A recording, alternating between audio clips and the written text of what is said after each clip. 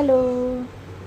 আজ রাতে আমার রান্নাঘরে হবে হচ্ছে ইলিশ বিরিয়ানি। তো প্রথমেই আমি ইলিশ মাছ নিয়েছি, তার সাথে নিয়েছি হচ্ছে একটা কাতলা মাছ।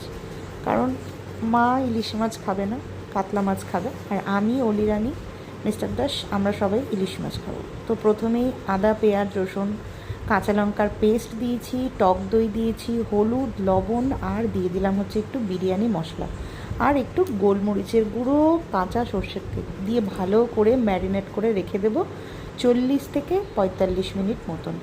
ম্যারিনেট করে রাখার পরে অন্যদিকে আমি পেঁয়াজটাকে বেরেস্তা করতে দিয়ে দেবো, কারণ বিরিয়ানির মধ্যে আমার মনে হয় এটাই সব থেকে টাইম টেকিং প্রসেস। ওদিকে পেঁয়াজ ভাজা হচ্ছে আর এদিকে আমি বিরিয়ানির চালটা বসিয়ে দিলাম। তো গোটা গরম মশলা ভাতের মধ্যে একটু দিয়ে দেবো, স্টার ফুল দিয়েছি, লবঙ্গ, একটা বড় দারচিনি, গোটা এলাচ আর তেজপাতা।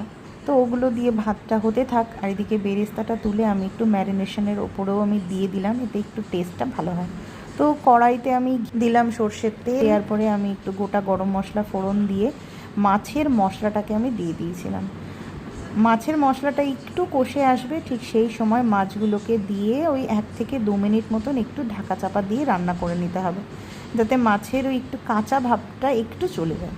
তারপর মাছগুলোকে তুলে নিচে মশলা থাকবে সেই অবস্থাতেই ফার্স্ট ভাতের লেয়ার দেব, তারপরে মাছের লেয়ার দেব, তারপরে একটু বেরেস্তা ছড়িয়ে দেব, তারপর আবার আমি ভাতের লেয়ার দেব।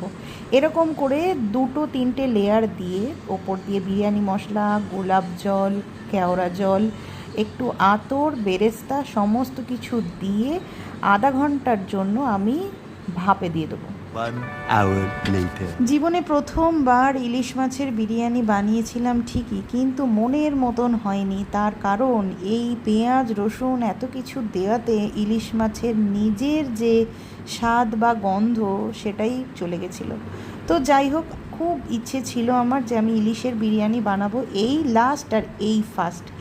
আর কোনো দিনও আমি বানাচ্ছি না, কিন্তু নিজের রান্নার আর কি প্রশংসা করব, ঠিক আছে চলবে।